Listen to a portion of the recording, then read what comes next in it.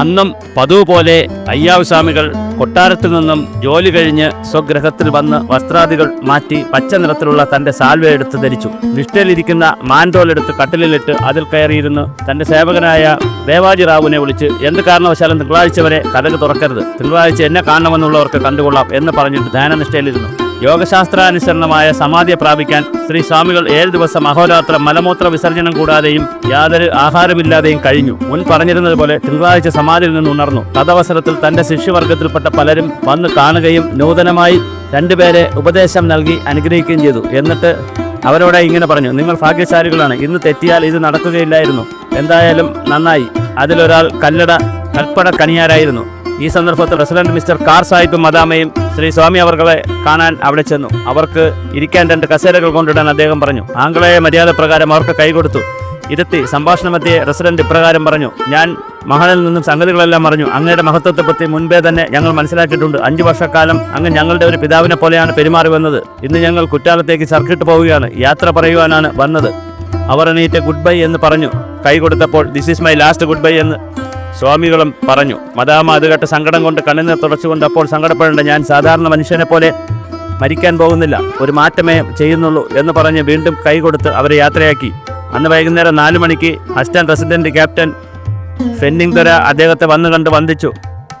Mister ഫെന്നിംഗ് സ്വാമികളോട് പറഞ്ഞു, ഒരാഴ്ചയായി ഒരാഹാരവും വെള്ളവും പോലും കഴിക്കാതെ കഴിയുന്നു എന്ന് ഞാൻ അറിഞ്ഞു. എനിക്ക് അതിശയം തോന്നി. എനിക്കാണെങ്കിൽ ഒരു നേരത്തെ വിശപ്പ് പോലും താങ്ങാൻ കഴിയില്ല, അതിനുള്ള ശക്തിയുമില്ല. നാം തമ്മിൽ 10 വർഷത്തെ പരിചയമുണ്ടല്ലോ, അതിനെ കരുതി എൻ്റെ കൈ കൊണ്ട് 1 ഔൺസ് പാലെങ്കിലും കുടിക്കണം എന്ന് അഭ്യർത്ഥിച്ച് നമ്മൾ പഴയ സ്നേഹിതന്മാരായതുകൊണ്ട് നിങ്ങളുടെ അഭ്യർത്ഥന സ്വീകരിക്കുന്നു എന്ന് സ്വാമി പറഞ്ഞ് ദൊര കൊടുത്ത 1 ഗ്ലാസ് പാൽ വാങ്ങി ഇംഗ്ലീഷ് ആചാരപ്രകാരം അതിനെ ചുംബിച്ചിട്ട് തിരിച്ചു കൊടുത്തു. സായിപ്പ് നന്ദി പറഞ്ഞു മടങ്ങിപ്പോയി. ശിഷ്യന്മാരിൽ പലരും അദ്ദേഹത്തെ വന്ന് കാണുകയും അവരിൽ ചിലരോട് നാളെ രാത്രി 8 മണിക്ക് എന്നെ വന്ന് കാണണമെന്ന് പറഞ്ഞയക്കുകയും ചെയ്തു. കൊല്ലത്തു നിന്ന് സുബ്രഹ്മണ്യ ഭക്തിയായ കൊല്ലത്തമ്മ എന്ന യോഗിനി വന്ന് സ്വാമികളെ നമസ്കരിച്ചിട്ട് അദ്ദേഹം ഇരുന്നിരുന്ന കട്ടിലിനെ ചുറ്റും നടന്ന് പാടി സ്തുതിച്ചു കൊണ്ടിരുന്നു.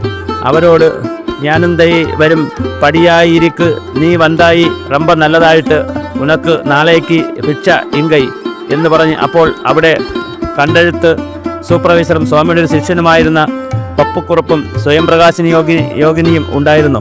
സ്വയംപ്രകാശ് യോഗിനിയെ അരികിൽ വിളിച്ച് കൊല്ലത്തമ്മയോട് ഇങ്ങനെ പറഞ്ഞു, ഈ കുട്ടി എൻ്റെ കുട്ടിയാണ്. എനിക്ക് സ്ത്രീകളിൽ അധികം ശിഷ്യരില്ല. എൻ്റെ സമാധി പൂജ കഴിഞ്ഞിട്ട് ഇവളെ കൂടി കൊണ്ടുപോകണം. ഇവർ നിന്റെ കൂടെ കുറച്ചു കാലം ഇരിക്കട്ടെ. അവൾ അനേകം സ്ത്രീജനങ്ങൾക്ക് ഉപകാരമുള്ളവളായി തീരും എന്ന് പറഞ്ഞ് സ്വയംപ്രകാശിനി യോഗിനിയെ സ്വാമികൾ കൊല്ലത്തമ്മയുടെ കയ്യിൽ പിടിച്ചേൽപ്പിച്ചു. സ്വാമിയുടെ സമാധി പൂജ കഴിഞ്ഞ് കൊല്ലത്തമ്മ മടങ്ങുമ്പോൾ സ്വയംപ്രകാശിനി യോഗിയെ കൂടി കൊണ്ടുപോയി തൻ്റെ കൂടെ കൊല്ലത്ത് ആശ്രമത്തിൽ താമസിപ്പിച്ചു. ചൊവ്വാഴ്ച വീണ്ടും സമാധിയിൽ നിന്ന് ഉണർന്ന് അദ്ദേഹം ധരിച്ചിരുന്ന സാൽവയും മറ്റും മാറി കൗപീനം മാത്രം ധരിച്ച് മുറ്റത്തിറങ്ങി. അദ്ദേഹത്തിന് ധർമ്മപത്നി ചെന്ന് തടുത്തു. അതിനിടയിൽ റെസിഡൻസിയിൽ നിന്നും അദ്ദേഹത്തിന്റെ മൂത്തപുത്രൻ ശ്രീ ലോകനാഥ പണിക്കരും വന്ന് പുറംവാതിൽ അടച്ചു. ശ്രീ സ്വാമികൾ ചോദിച്ചു, ഈ മാതിരി കഥ കടച്ചാൽ വേറെ വഴിയില്ലയോ? മകനോട് തിരിഞ്ഞ് നീ എന്ത് പറയുന്നു? മകൻ മറുപടിയായി, അച്ഛൻ ഇവിടെ ഇരുന്നാലും എവിടെ പോയാലും ഒപ്പം തന്നല്ലോ. ഇത് കേട്ട് സ്വാമികൾ തമിഴിൽ ആനാൽ സമാധി ശ്മശാനം എന്ന് പറഞ്ഞിട്ട് വീണ്ടും മുറിക്കകത്തേക്ക് പോയി നിഷ്ഠയിലിരുന്നു. രാത്രി 8 മണിയായപ്പോൾ കണ്ണു തുറന്ന് മൂത്ത മകനെ വിളിക്കാൻ പറഞ്ഞു. അപ്പോൾ അദ്ദേഹം റെസിഡൻസിയിൽ പോയിരിക്കുകയായിരുന്നു. ഉടൻ തന്നെ ആൾ പോയി അദ്ദേഹത്തെ കൂട്ടിക്കൊണ്ടുവന്നു. സ്വാമികൾ പത്മാസനം ബന്ധിച്ചിരുന്നു. മകനോട് കർപ്പൂര ദീപാരാധന എന്ന് മാത്രം പറഞ്ഞിട്ട് അദ്ദേഹത്തിന്റെ ഗുരുപൂജ സ്തോത്രമായ മാണിക്യവാചകരുടെ തിരുമണ്ഡപ പതികം ചൊല്ലിത്തുടങ്ങി. മകൻ ദീപാരാധനയ്ക്ക് കുറച്ച് താമസിച്ചപ്പോൾ എന്നെ പാക്കറായി ക്ഷണം എന്ന് ഗംഭീരസ്വരത്തിൽ ചോദിച്ചു. അദ്ദേഹം പെട്ടെന്ന് ധാരാളം കർപ്പൂരം ഒരു തട്ടത്തിലെടുത്ത് കത്തിച്ചുകൊണ്ട് സ്വാമിയുടെ മുൻപിൽ കൊണ്ടുചെന്നു. സ്തോത്രം മുഴുവൻ ചൊല്ലിയിരുന്നവരെ മകൻ കർപ്പൂരത്തട്ടവും കൊണ്ട് സ്തോത്രം പറഞ്ഞ് തീർന്നയുടൻ 2 കൈകൾ ഉയർത്തി പഞ്ചാക്ഷരത്തെ ഉച്ചരിച്ചിട്ട് 2 കൈയും തുടമേൽ വെച്ചു. ഈ സമയത്ത് കർപ്പൂര ദീപത്തോട് ചേർന്നൊരു ദിവ്യപ്രകാശം സർവത്ര വ്യാപിച്ചു. അവിടെ ഉണ്ടായിരുന്നവർ അദ്ദേഹം ഇരുന്ന മുറിയിൽ ഓടിക്കൂടി ധ്യാനനിഷ്ഠയിലിരുന്നു. നിലയിൽ തന്നെ യാതൊരു ചലനവും കൂടാതെ ഇരിക്കുന്നത് കണ്ട് ശിഷ്യഗണങ്ങൾ തൊഴുകൈകളോടെ നിന്നു. ആ മഹായോഗി ജ്യോതിസിൽ ലയിച്ചതായി അവർ മനസ്സിലാക്കി. അദ്ദേഹത്തെ ഇരുന്ന ഇരിപ്പിൽ തന്നെ കട്ടിലിൽ നിന്നും മാറ്റി താഴെ ഇറക്കി. ആ രാത്രി തിരുവനന്തപുരം പട്ടണത്തിലെ തൈക്കാടെന്ന സ്ഥലത്തേക്ക് ശ്രീ സ്വാമികളെ അവസാനമായി ഒരു നോക്കാണുവാൻ ജനങ്ങൾ പ്രവഹിച്ചു തുടങ്ങി. ശിഷ്യവർഗം ഒരു സ്തോത്രങ്ങളും പുഷ്പാഞ്ജലിയും കൊണ്ട് നേരം വെളുപ്പിച്ചു. കാലത്ത് 5 മണിയോടുകൂടി സ്വാമിജി സമാധിയായ വിവരം വലിയ കൊട്ടാരത്തിൽ അറിയിച്ചു. തക്കാട് ചെന്ന് വേണ്ടത് നടത്തിക്കൊടുക്കുന്നതിന് മഹാരാജാവ് ചീഫ് സെക്രട്ടറിക്ക് ഉത്തരവും കൊടുത്തു. രാജാജ്ഞപ്രകാരം അവിടെ എത്തിയ ചീഫ് സെക്രട്ടറി സ്വാമികളുടെ ഇരിപ്പ് കണ്ട് വിസ്മയപ്പെട്ടു. അടുത്തതായി ഗവൺമെന്റ് ഡോക്ടർ സ്വാമികളെ പരിശോധിക്കുകയും ഇത് വിസ്മയകരമായ ഒരു മരണമാണെന്നും ഭാരതീയ യോഗികളുടെ സമാധി മാതിരിയുള്ള ഒരു ജീവൻ വെടിയലാണെന്നും പറഞ്ഞ് അദ്ദേഹത്തെ നോക്കിക്കൊണ്ട് ഊക്കുകലയിലൂടെ അവിടെ നിന്ന് പിന്നീട് അദ്ദേഹത്തിന്റെ മകനെ അരികിൽ വിളിച്ച് എന്തെങ്കിലും പറഞ്ഞിട്ടുണ്ടോ എന്ന് ചോദിച്ചു. ഇന്നലെ നാളെ ഞാൻ സമാധിയാണെന്ന് പറഞ്ഞു. ഡോക്ടർ സ്വാമികളെ വീണ്ടും വന്ദിച്ചിട്ട് പോയി. ഇതിനിടയിൽ വലിയ കൊട്ടാരത്തിൽ നിന്നും 100 രൂപയും ഒരു പട്ടും സമാധി ആവശ്യത്തിലേക്കായി ഒരു കൊട്ടാര ഉദ്യോഗസ്ഥൻ വഴി അവിടെ എത്തിച്ചു. എല്ലാ ഹിന്ദു ഉദ്യോഗസ്ഥരും സ്വാമികളുടെ സമാധിയിരുത്ത ചടങ്ങിൽ പങ്കെടുത്തുകൊള്ളണമെന്ന് പ്രത്യേകം കൽപ്പിച്ചതനുസരിച്ച് എല്ലാവരും വന്നു ചേരുകയും പല മഹത്തുക്കളുടെയും ശിഷ്യന്മാരുടെയും ഗവൺമെന്റ് ഉദ്യോഗസ്ഥർ, കൊട്ടാര ജീവനക്കാർ എന്നിവരുടെയും അഹംപടിയോടും ഭജനങ്ങളോടും കൂടി 1024 ആണ്ട് കർക്കിടക മാസം മഹൻ നക്ഷത്രം പുണ്യദിനത്തിൽ കൃത്യം 12 മണിക്ക് ഗുരുദേവന്റെ ആജ്ഞയനുസരിച്ച് തക്കാടി ശ്മശാനത്തിൽ സമാധി ഇരുത്തുകയും യഥാവധി പൂജകൾ നടത്തുകയും ചെയ്തു.